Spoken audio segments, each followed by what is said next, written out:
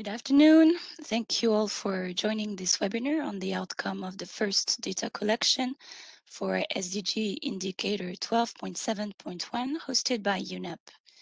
My name is Sophie Loueyraud and I'm a consultant working in the Sustainable Public Procurement team at UNEP Economy Division.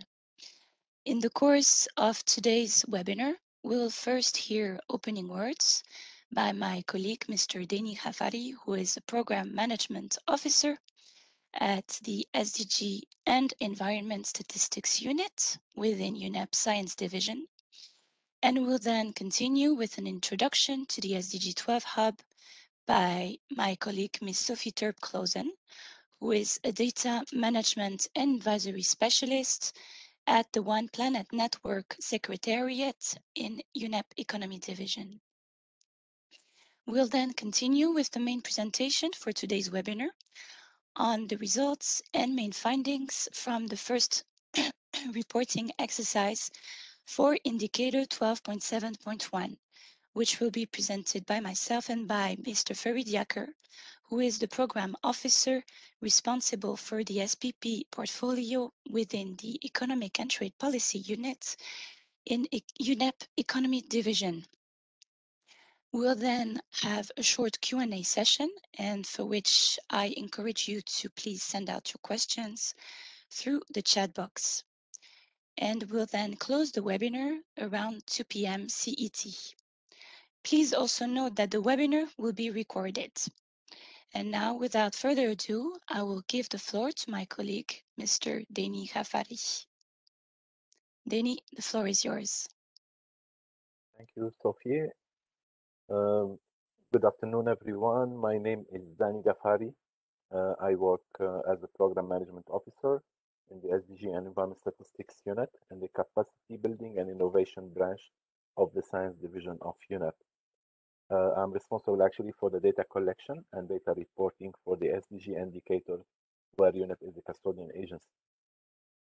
UNEP actually is the custodian agency for 25 SDG indicators across SDG goals 6, 8, 12, 14, 15, and 17. These indicators cover topics related to resource management and protection of water, marine and terrestrial ecosystems, circular economy, including the sustainable management and efficient use of natural resources, and environmentally sound management of chemicals and waste. For this, UNEP had worked with UN member states to develop SDG methodologies with national statistical authorities to collect and review SDG data and to promote the use of the data for analysis and for the inclusion in the SDG progress report.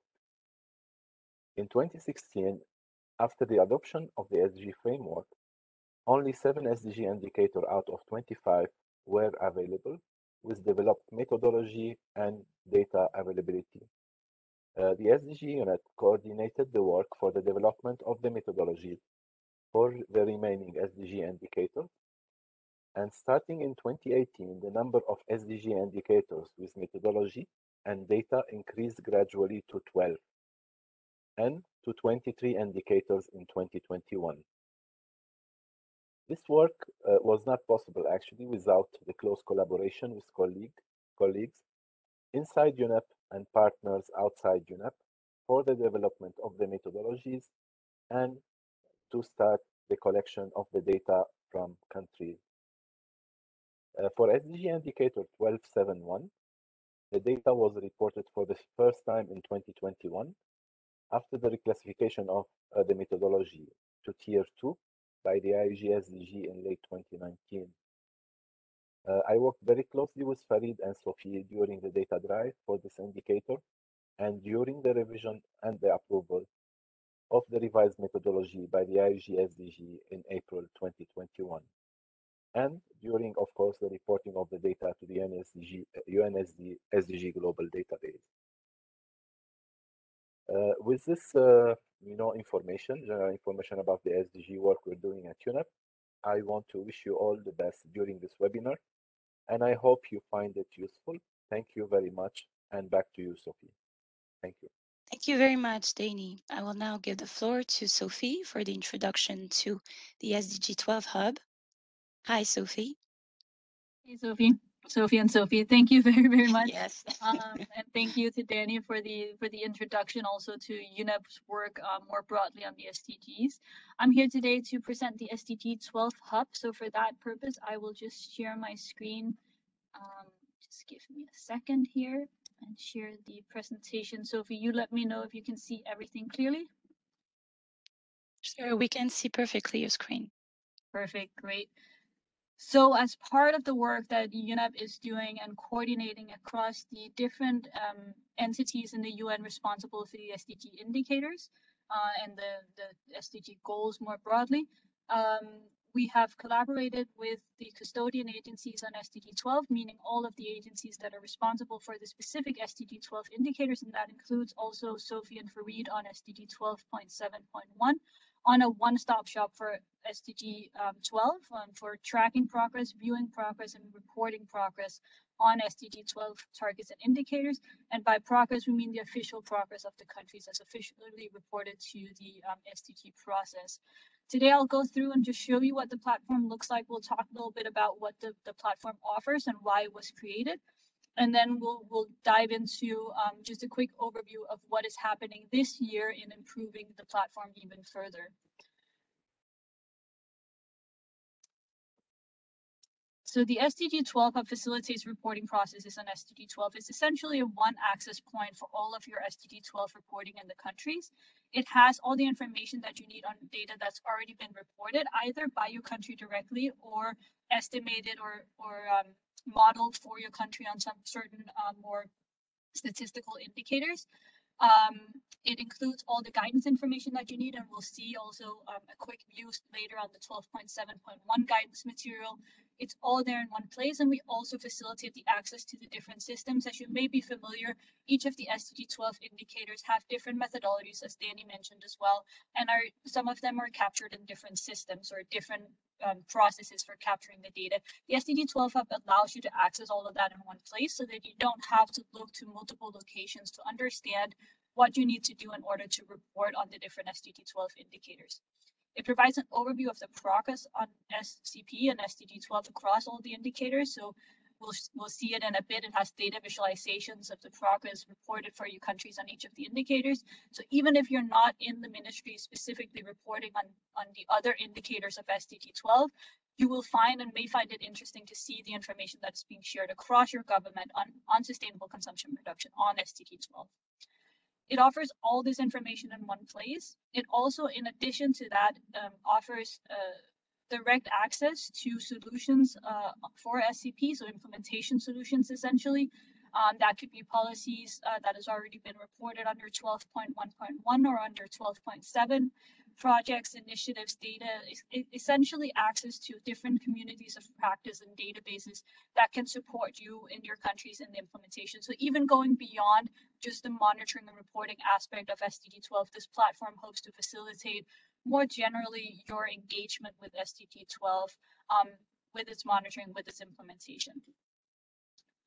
Now, who created this platform? As I mentioned, this was a collaboration of the UN custodian agency, so it's a UN interagency effort, and it really is a broad interagency effort. I mean, we've worked with about 15 different entities in the UN, 35 different focal points from UN Environment, of course, as Dany mentioned, the one that has the most indicators as custodian in SDG 12, but also with Food and Agricultural Organization, with UNESCO, with UNCTAD, with UNWTO, with the multilateral environmental agreements, the statistics division, the International Resource Panel, and so on. So there's really been a lot of agencies involved in this effort. They're all standing behind it, and they're all pushing this as your tool for tracking Sustainable Development Goal 12. So what does it aim to do more concretely? Now we've talked a little bit about who created it, what concrete components it has to it, the hub itself, but what is it that we're trying to do with the SDG 12 hub? Well, for one, we're trying to raise the profile of SDG 12 and encourage the implementation of the goal. So by making it more accessible and transparent, we're hoping to increase the understanding of SDG 12 and sustainable consumption and production from the perspective of the SDG indicators.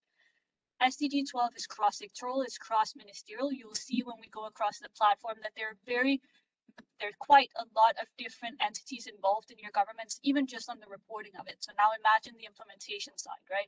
Sustainable consumption and production is not just about the environment, it goes way beyond that. So we have the Ministry of Finance involved in some of the indicators. We have the Ministry of Environment, of course. We have the Ministry of Internal Affairs, the Ministries of Cultural and Recreation, and the National Statistical Offices, and so on. And we hope to raise the awareness and encourage the implementation of SDG 12 through existing platforms and communities of practice. So this is what I mentioned with really just going beyond it just being a data platform, but also an opportunity for you to get an overview of the different opportunities that are out there for your governments to better implement the goal. To streamline, simplify reporting processes for member states. We know that it is an increased reporting burden on member states to report on the Sustainable Development Goals. You may be familiar, and it was highlighted by Dany as well, before SDG 12, before the Sustainable Development Goals, we didn't have an internationally agreed upon monitoring framework for sustainable consumption and production. It just didn't exist. So as Dany mentioned, a lot of these indicators have to be developed after the SDG, so after 2015. Now we have all of these methodologies in place for SDG 12. They're all there now. They're all created and ready for you in countries to implement. We're providing capacity building efforts through Dany's office, through Sofie and Farid on 12.7.1 and beyond. And the platform is going to showcase to you also when these opportunities become available. But it's still new, right? And we still need to simplify. It's one of the main points of feedback we've gotten in the reporting processes. Please help us understand, where do we find the information? How do we engage? Where can we get capacity building? And this is the streamlining and simplification, the access, the transparency of SDG 12 is really about ensuring that you can implement the indicators into your national monitoring processes. And so that we can increase the reporting rate across the indicators to effectively track SDG 12. One of the major hurdles in international development work is the lack of data, the lack of information and understanding of the state of the environment, the state of sustainable development, the state of sustainable consumption and production. So this is really what we're hoping to do with this platform. Help in reporting, increasing that reporting rate. On a more concrete aspect, we're also hoping that this platform can help inform your voluntary national reviews to the UN, as well as your national policy interventions. So having this consolidated view of national action on SCP across ministries and national entities, as I mentioned before, it really is a cross-cutting issue, as well as being able to see the global and regional data and progress across the SDG 12 indicators all in one place. We're hoping can help you understand better what you're doing in your government, but also what other maybe neighboring countries or others in your region are doing that you could learn from. We're also working on providing you a toolbox of national policy interventions, including the ones reported under 12.7.1 and the ones under 12.1.1, including links to also databases, platforms, communities of practices, networks, guidance and support material, and so on. And I'll talk about a little bit about that just at the end. Now, I think the next slide here, I will take you directly to the SDG 12 Hub itself. Now, the SDG 12 Hub is very easy to access, sdg12hub.org. You'll see it right here. We have different areas of the platform that responds to the things that we have just talked about in the presentation. So you can see progress by SDG 12 target. This is at global and regional level. You can see progress by country. You can report on SDG 12 to get all the information that you need for your reporting purposes. And you can explore action on SDG 12, and that's what I talked about before with taking the platform beyond just monitoring and data and looking at and connecting you to the communities of practice that can help you with your SDG 12 implementation. So on the front page, you'll just have an overview to be able to explore targets by theme. If you're not sure which indicator specifically you're looking for, but you know the theme across sustainable consumption and production that you're interested in, it's facilitated for you here. Now for today, I want to just take us to 12.7.1 and show you that one for the purpose of this meeting. So I'll go under see progress by country. And I'll scroll down and I'll choose indicator 12.7.1. First, we always have the official indicator and then a description of what the indicator captures and measures and how it does that. So you'll see a little bit of the sort of a short capture of the methodology and the metadata. And then we have the national progress on SDG 12.7.1. You can choose the country here. In this case, it's pre-selected for Poland. And you can look at the higher national level, lower subnational level, and national level interventions being done on 12.7.1. And you can very easily filter for those using the different filtering options right here. You can also always see the source of the information at the bottom here. Right now, this is World Environment Situation Room. I'll just check with Sophie if we need to update that based on this reporting this year. And then download data will take you directly to the platform that Dany mentioned, which is the official SDG data platform, where you can download the data that is behind these visualizations and showing the progress of your country. So here we can see at higher subnational level, there's actually quite a few already interventions from Poland on 12.7.1. At the bottom, you have the custodian agencies. You can always reach out to them by their email addresses to understand better how to report on the indicator, or if you have questions about the data. And then you have the guidance material. So you will always have the metadata for the indicator. Sometimes there'll be, as in the case of 12.7.1, we have the SPP index calculation methodology and guidelines. So that's directly accessible to you here, as well as the online course on environmental SDG indicators as done by UNEP Science Division. And then you have related resources. So whenever this data is collected, of course, it goes into the official SDG process and it counts into those numbers. But in addition to that, it is also used for different publications and different types of research and analysis to understand and assess the state of sustainable consumption and production within the area or theme of the indicator. So in this case, of course, we're looking at public procurement. So down here, you'll see the global review, the public procurement database, the One Plan Network Sustainable Public Procurement Program that can help you with your implementation on the goal or on the target, and the Sustainable Public Procurement guidelines as well, also from a more implementation focused aspect, right? So that is what you'll see for each indicator on the hub. This one was specifically for 12.7.1. Now, if we go to report on the platform, you'll get the same information, but filtered in a different way for you. So here says a little bit about what SDG 12 reporting is. And for each of the indicators, you can find a consolidated view of all the reporting information. So let's take 12.7 and we open it here. You'll see the indicator right here very clearly, and then you'll have the guidance material that you need in order to report on the indicator, the metadata, the SDG 12.7 index calculation, and the environmental SDG indicators online course, the contact information, all easily accessible. Now, in some cases, it's already a digital reporting, as for 12.1.1 on SCP policies. In this case, it will link you also to the online reporting system. This is updated on a regular basis, so whenever there are changes to the reporting process or new systems being put in place to online tracking of the indicator, then that will be added directly here as well. So you can consider this as an up-to-date entry point for your reporting. Very quickly here at the end, this Explore Action section of the website is being further developed. It's one of the priority areas of 2022. Right now, we have the official SDG reports for which your data is used. And then, of course, some in-depth data platforms that can help you understand better what is happening in your country on sustainable consumption and production on SDG 12.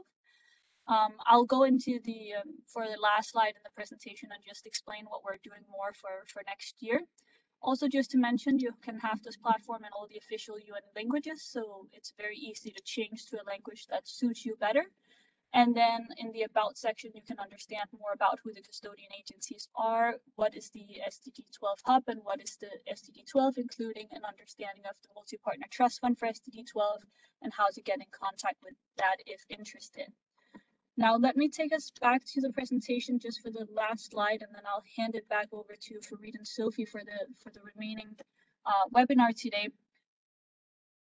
We have a platform in place. We have the basics there, right? We're able to show you, give you more transparency and accessibility of the data that you share. It doesn't just go into a black hole. It's actually communicated out to the international global community and as a tool to help other countries do as well as you, or to report more on their indicators, and to help you as well, and hopefully give you some of the tools and resources you've been looking for all in one place. Now, moving forward, we want to facilitate this process even more for you, especially in terms of the use of information and the wealth of information that is out there. So what we're working on in 2022 is the dynamic country report, both online and downloadable.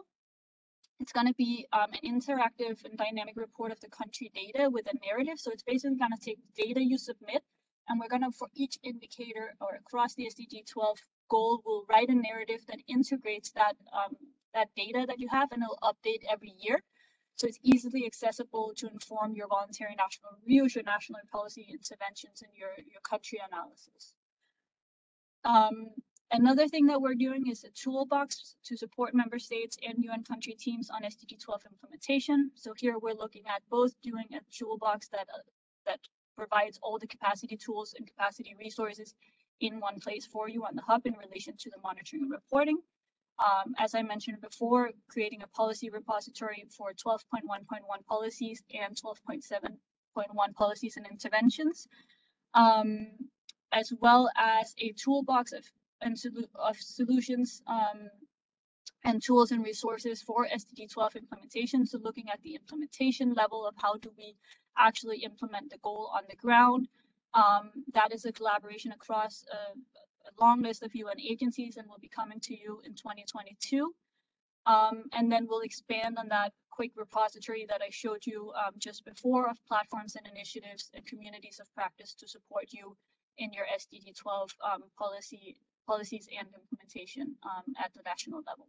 So there's a lot of stuff coming already. We're hoping that these new tools can help even more in the capacity of implementing SDG 12 and tracking it, in particular tracking it. That is the main purpose and the original purpose of the SDG 12 Hub. I'm happy to take any questions if there's time for that. I'll try to stick around for most of the presentation today. And thank you very much, Sophie, for giving me the opportunity to speak. Thank you very much, Sophie, for this insightful presentation, which I'm sure will be very useful to our attendees. We will now start with the main presentation for this webinar.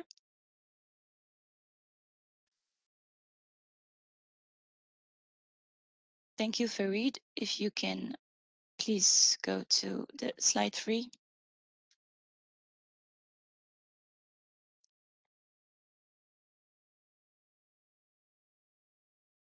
Thank you.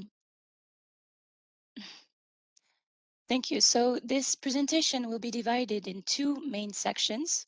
The first one will be presented by myself and will focus on the data collection process and the tools which were developed for this first reporting exercise. And then Farid will speak in the second part and present the data collection outcome in terms of governments which participated in the reporting exercise, but also the main findings from the reports which were submitted by the federal and national governments, and the lessons learned and general conclusions. Next slide, please, Farid.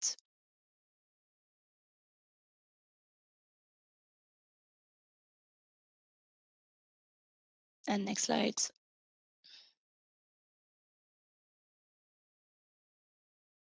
Okay. As you all know, 17 Sustainable Development Goals were adopted in 2015 by UN member states, and Sustainable Development Goal 12 specifically focuses on ensuring sustainable consumption and production patterns. It includes one target, 12.7, which aims at promoting public procurement practices that are sustainable in accordance with national policies and priorities. It is measured through indicator 12.7.1, which assesses the number of countries implementing sustainable public procurement policies and action plans. For this measurement, a specific methodology was developed by a group of partners led by UNEP, and also included a consultation with 52 experts and 23 national and federal governments. It was further pilot tested in 2019, after which it was officially reclassified, as Dany mentioned, by the UN Interagency Expert Group as belonging to Tier 2. meaning that this indicator is conceptually clear, has an internationally established methodology, and that standards are available, but data are not regularly produced by countries. The Excel calculator, which had been designed to calculate and measure this indicator, was further pilot tested, after which the data collection exercise was officially launched in October of 2020 up until February 2021.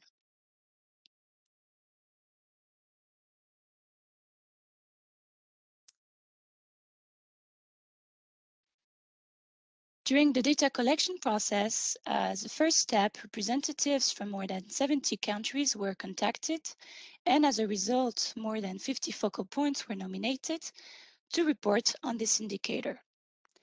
The Excel-based calculator and the related instructions were sent out to national focal points in October of 2020, and focal points coordinated the data collection in collaboration with other relevant institutions within their government, and finally shared their national reports along with the relevant evidence with UNEP for review, followed by bilateral exchanges for necessary clarifications. This measurement methodology focuses on policy and practical implementation aspects of SPP, which is assessed via 3 main aspects and 6 different sub-indicators. The first aspect looks at what are the actual measures taken at political and legal levels to mandate or facilitate the implementation of SPP. The first sub-indicator A, looks at the existence of SPP policies, action plans, and/or equivalent SPP regulatory requirements. The second sub-indicator, B, looks at whether or not the public procurement legal framework is conducive to SPP implementation. Secondly, a second aspect that is assessed through this methodology is what are the practical outputs of SPP policy implementation and the support given to public procurement practitioners through sub-indicator C and D, looking at practical support provided to procurement practitioners and guidance, and also whether or not environmental criteria have been developed and whether social considerations in public procurement are considered in SPP practice, and whether or not a risk assessment analysis has been conducted.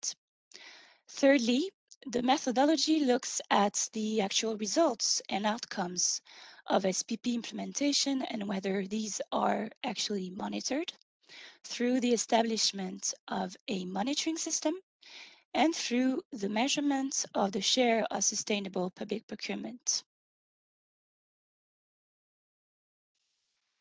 The scoring system is based on a score which ranges from 0 to 5, with 1 point attributed, with a maximum of 1 point attributed per sub-indicator. And the final score is based on the formula displayed on the screen, which is obtained by adding the scores received from sub-indicator B to F, and then multiplied by the score received for sub-indicator A, as it looks at whether or not an SPP policy and action plan has been developed, has been adopted, and as it is a major component in the official name of the indicator, as it measures the number of policies, of SPP policies and action plans implemented by countries. Sorry, as it measures the number of countries implementing SPP policies and action plans.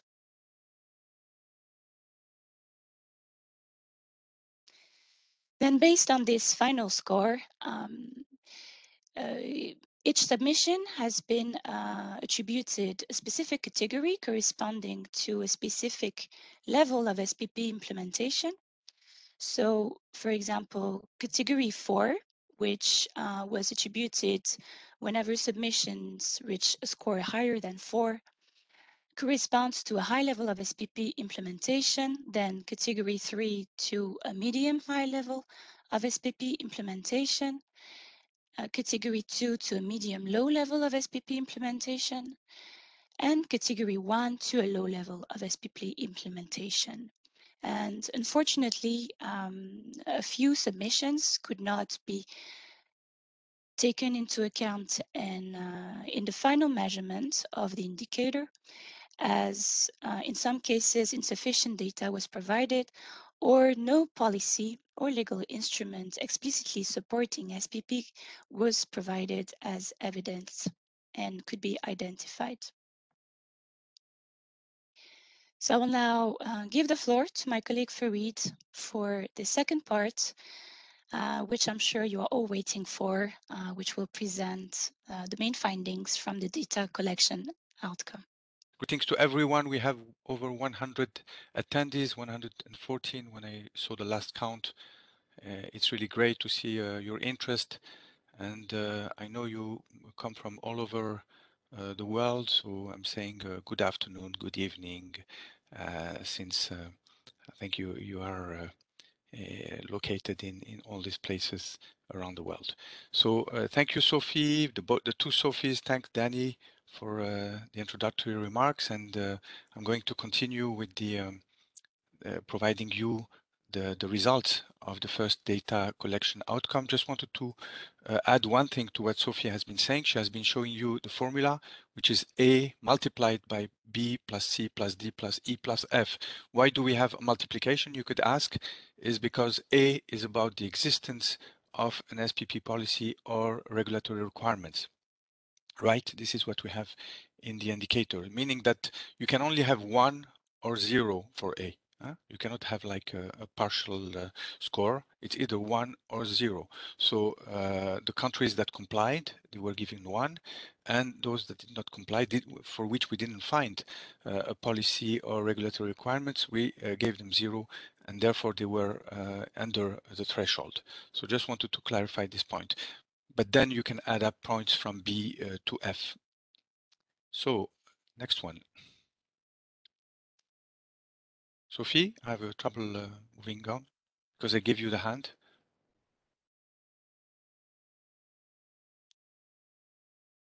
Sure. You can. You should be in control now, Farid.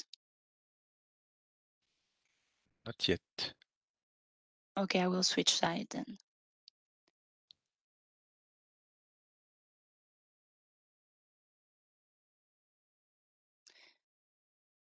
I do not have control, Farid. Can you please maybe stop sharing? Okay. And share No, again? it's Okay, all right. now, Okay. now it's all good. Mm-hmm. I don't know. So we're going to speak about the participating governments, the main findings from the report, and then lessons learned. Sophie will complete that. So in terms of submissions, as Sophie said, we had 40 submissions. It looks like a small number, but you have to understand that these countries represent, that you see on the map, represent 72% of global GDP. We had also 39 submissions from subnational governments. Here you can see the countries that participated. Majority come from Europe, and you have also a good number from Latin America and from Asia, and a smaller participation from Africa and Western Asia. In terms of results, here you can see in dark green the countries that performed better, and here you see that there is really a larger number of countries coming from Europe, with something like 21 or 22 countries coming from Europe and performing quite well. But we have also encouraging results from Latin America and Asia, and we have a beginning. We know that it's growing also in Africa and Western Asia, And of course, we have a strong participation from Northern America, where the two countries took part in the exercise, Canada and USA. In terms of results, then we have and 7 countries that provided reports which were considered below the threshold. And we have 33 countries that complied with the indicator, 10 of them in the low section, 14 in the middle category, and 9 in the medium high. Now, in terms of findings, we had, first of all, who reported. We had the equal share between Ministry of Finance, Economy, and on the other hand, the environmental agencies and ministries of environment. That's an interesting finding. In terms of general scores, global scores, we see that Europe is leading, which is not a surprise. However, it's closely followed by Northern America and Asia Pacific, which wouldn't be surprising. But you see also that Latin America is performing quite well. It is close from the other continents, and we're really pleased to see this result. Here you can see in terms of for the global scores, but by indicator, you can see that, of course, A, as I mentioned to you, for the 33 compliant country has to be 1, so it's the maximum score. However, you can see that then we have decreasing scores from legal, which is what countries start to do when they do an SPP policy. They have to put in place a legal framework, so it's not surprising that we have 80.8 point out of 1. Then in terms of practical support, it's a little bit lower. Then it goes down to 36 when it comes to SPP criteria, because countries then are still in the process of developing SPP criteria, and they're also putting in place monitoring systems. So the score is also quite low there, or at, I would say, middle score. And then we get really down when it gets to measuring sustainable public procurement. The actual number of contracts, the value of contracts that are green, very few countries are able to measure that. That's why we have a very low average there. In terms of sub-indicator A, I remind you it's about the existence of policies, action plans, or legal requirements. We found 3 types of documents. We found policy documents. This is 55% of the total. You find them shaded in green. So these are policy strategies, action plans, roadmaps, etc. We found legal acts or laws. This is 21% of the total. Or we found, and it's shaded in blue. Here you have legal documents, basically. And we have in yellow the everything that is resolutions or circulars issued by ministries or agencies, and they are displayed in yellow. So this is more legal acts that are issued by ministries. They are not at the level of the government.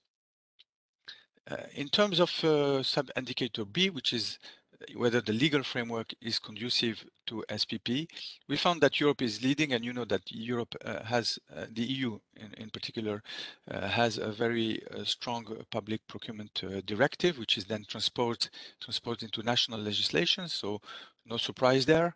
However, of course, we have Northern America doing well, Asia Pacific, and LAC is doing performing quite reasonably. I mean, after with 0.7 of the total of out of 1.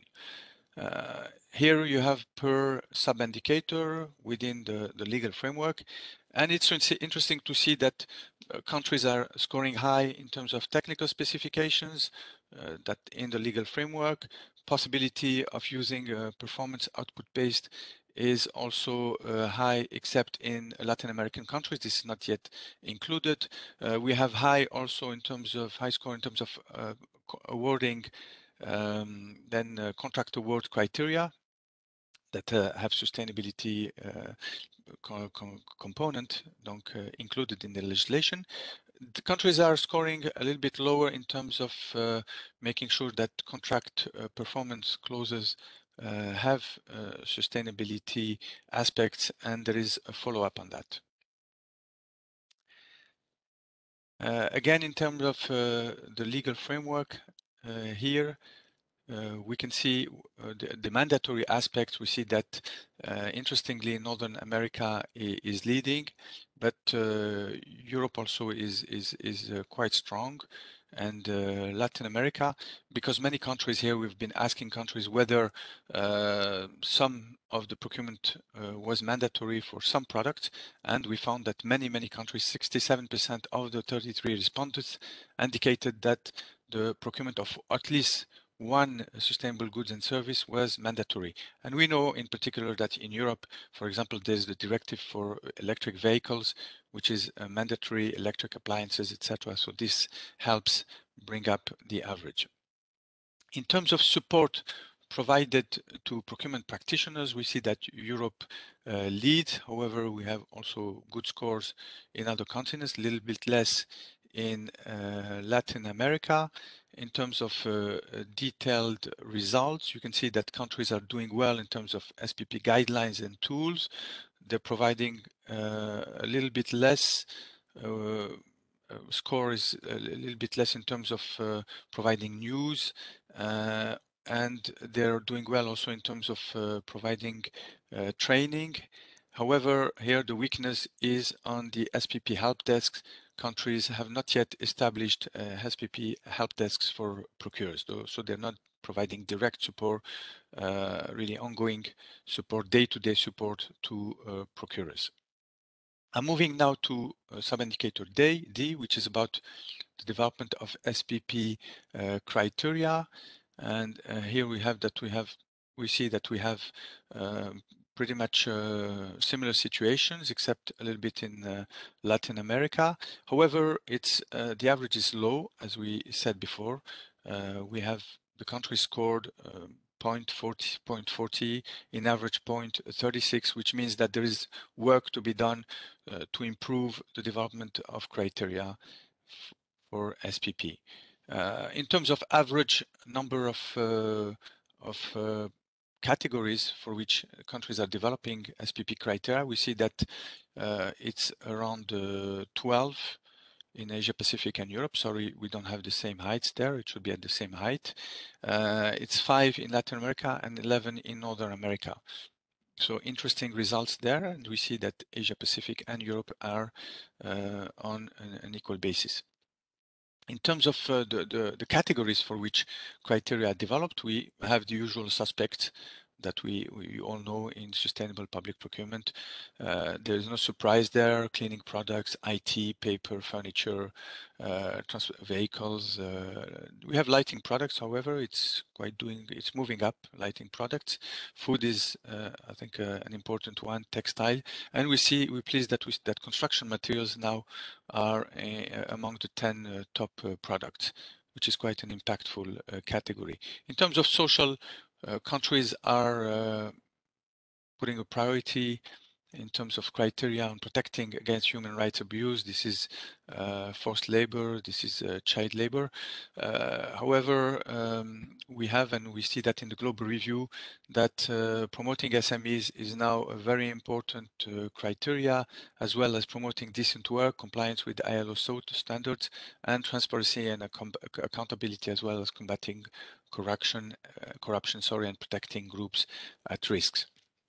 In terms of the share of sustainable public procurement, which is sub-indicator F, I told you that this one was really the weakest sub-indicator that we found, which 27% of the respondents were able to provide data regarding the actual percentage of sustainable contracts awarded. So this really confirms the fact that countries are not able yet to measure the proportion of contracts that are green or sustainable.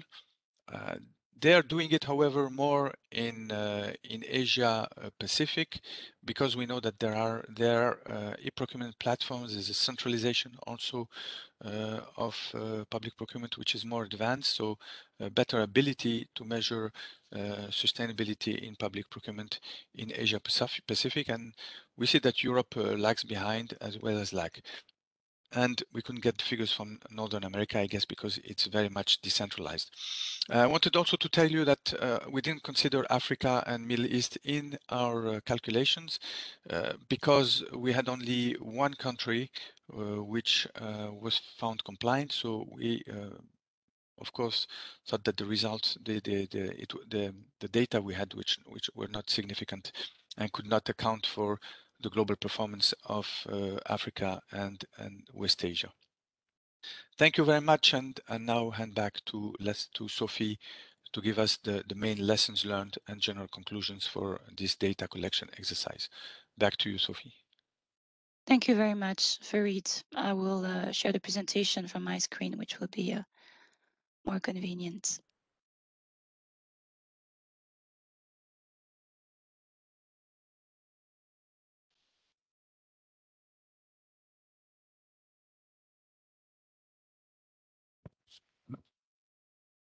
Okay, so in this last part, we will now take a look at the lessons learned and the general conclusions that we drew from this first reporting exercise.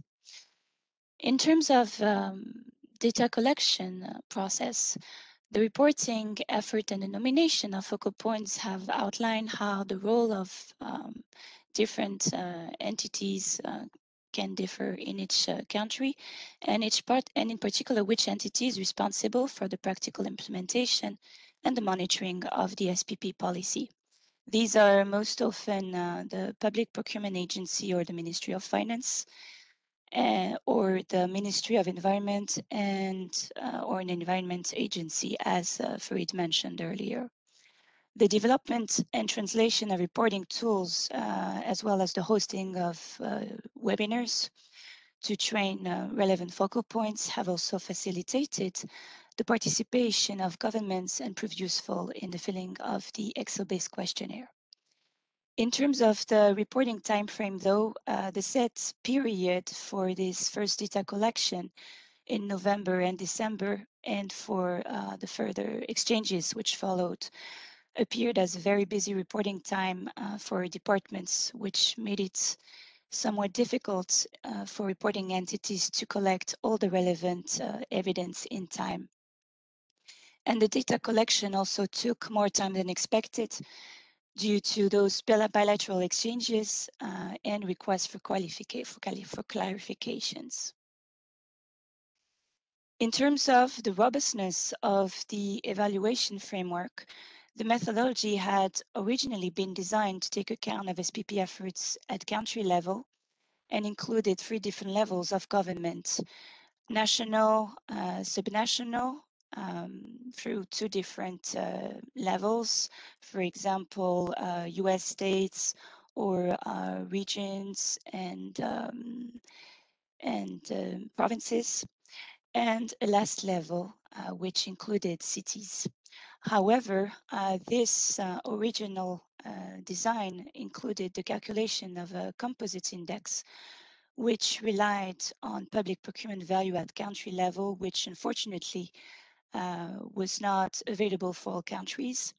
Therefore, in this first reporting exercise, the final score taken into consideration was the score received by the federal or national government. Also, a wide range of aspects were covered in the evaluation framework, which allows to provide a good overview of a national government scope and depth in terms of SPP implementation. However, some aspects will have to be further refined in the next reporting exercise, such as the assessment of socially responsible procurement policies, as this might be applied or promoted through very different means, with legal requirements, with a specific percentage in terms of reserve contracts, supporting specific types of businesses, or through specific supply chain requirements for suppliers, for example, or through or promoted through guides or recommendations for socially responsible procurement. Now, in terms of conclusions with regard to SPP implementation at the global level, we found out that sustainable public procurement remains mostly voluntary. Unfortunately, it is mandatory in some cases, but mostly for very specific categories of products or services. And although there are some very comprehensive and helpful web portals developed by public procurement agencies or ministries of environment, the number of case studies or best practice shared is still quite low, and only few governments provide SPP-specific help desk services to assist and guide procurement practitioners in the daily implementation of SPP. Now, in terms of training, the last reporting exercise also showed, not surprisingly, that in-person capacity building efforts or transforming into online training or self-learning modules due to the COVID-19 pandemic, which, however, offers in some ways more opportunities to reach a larger audience and to reuse the developed training contents. Also, in terms of monitoring, while a surprisingly significant share of respondents, that is 61%, was able to provide evidence of their monitoring of SPP implementation, only few provided the actual share of sustainable procurement. And also, as SPP outcomes are measured differently across governments, the issuance of actual recommendations for a harmonized monitoring framework would seem highly useful for governments to set and measure similar indicators. A few governments also take steps towards sustainability outcome monitoring, that is 15%, showing a nascent interest in linking broader environmental or social outcomes to sustainable public procurement to outline government's contribution to outline SPP's contribution to the achievement of nationally determined contributions, or SDGs.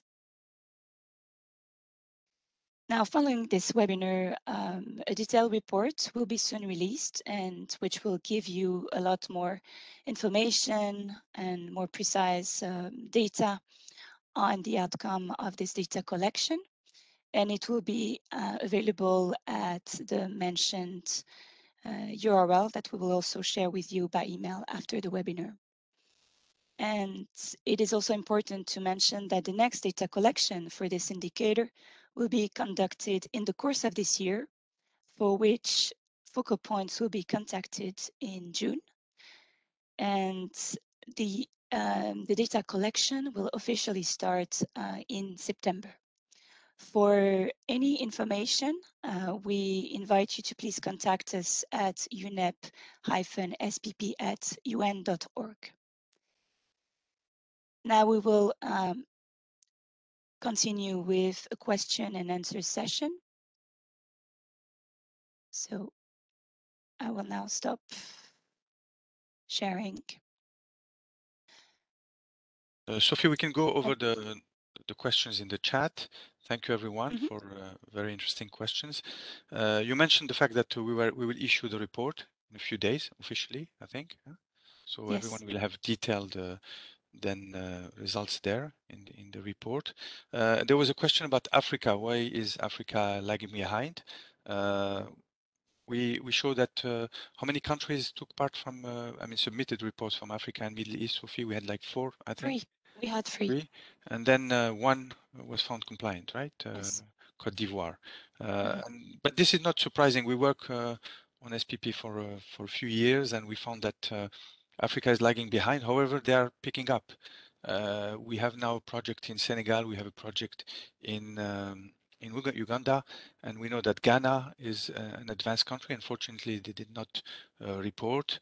Of course, Côte d'Ivoire is working on SPP. We have, of course, South Africa. We have the province of Cape Town, which is a leader there. And so we're hopeful that in the next exercise, the figures will rise. But there is just a delay, a lag from Africa, which has also other priorities to tackle besides SPP. And maybe now that the World Bank has expressed really strong interest in GPP and SPP based on the latest publications and webinars that I attended, we know that the Asia Development Bank, sorry, the African Development Bank also is supporting. Maybe with the help of those strong players, then we are going to provide more support to governments and also help Africa perform better and really embed SPP in their sustainable consumption and production policies. We had question on the countries. We have a slide, Sophie, with the performance of the countries, the 33 that were compliant. And if you look at the above slide, there is the 40 that participated. So by deduction, you can find those that were not found compliant, but we didn't want to pinpoint and finger point, sorry, the countries that were found non-compliant, because we feel that it's already good to submit a report, and they should be really thanked and congratulated for doing this first reporting, contrary to other countries which did not report. So we had question on subnational authorities. Sophie, should they go through their the national focal point, or they can submit reports directly? What is the rule there? Well, they can submit reports independently, but of course it would be better if they could also get in touch with the national representative. Yeah, and that's a good point, because we wanted to say that we're going to publish the list of SPP focal points in a few days, so that everyone, all the stakeholders and the contracting authorities will know who is in charge of coordinating the reporting, at least at national level in their country, or for central procurement, I mean. Thank you, Anand, for your comment, and it's from the World Bank. He's saying that Burkina also was picking up on SPP, I suppose. Okay, thank you for your kind words. Umaru, yeah, I mean, we can keep in touch and discuss more, but we're ready to collaborate with whoever is interested to support in bringing Africa up to speed in SPP, yeah, but it's for us a priority. And Anand is saying from the World Bank that indeed, this is also a priority for them now. They're working on SPP and GPP agenda, the World Bank, so we look forward to good collaboration. Thanks, Nancy, for your kind words, and I hope I haven't. I don't know if Sophie is still here. There's a question for you, Sophie. Maybe not. I think she has left. Okay. So we'll make sure to share the question with her and to share it with attendees. Umaru is saying the African Union can be involved. Yeah, that's really maybe our colleagues from the African office in Nairobi, regional office, Africa regional office, can put us in touch. If you or you, Umaru, we're welcoming this possibility. Indeed. And I have a question from Charlene. Yeah, it was for you, but we are going to respond directly to you, Charlene, on the upcoming plan for 2022 rollout of the SDG Hub functionalities. So we'll take care of that. Sandra, I think we responded to your question. And Rakesh, thanks for you asking. Yeah, that's another point. Rakesh is asking whether we could have a data field where member states be able to mention if the SDG 12 related policy initiatives also support other SDGs. So the connection maybe between the SPP and 12.7 and other SDGs. Sophie, we can think about that, but we have already, we can insert a question on whether through their SPP policies, countries are voluntarily supporting other SDGs.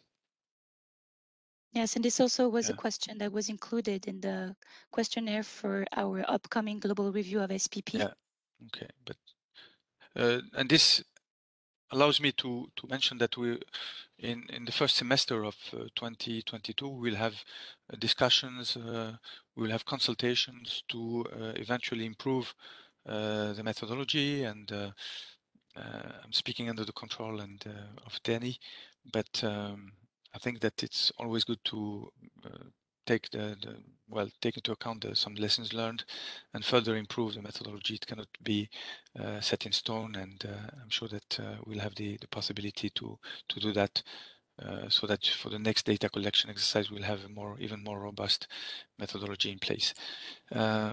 Sophie, I think we got to the end of the webinar. It's already 2 here in Paris. Thanks, Charlene, for your encouraging words, and we keep in touch with all of you. Let's all contribute really to making this 12.7 success, and beyond that, to make sure that SPP becomes a central tool and really contributes to making the world better and the planet more sustainable. Thank you all, and thanks, Thank you Sophie, very for much. this great contribution you made. Thank you. Bye, everyone. Goodbye. Please send us your email addresses if you want to be in touch and receive our news. Bye.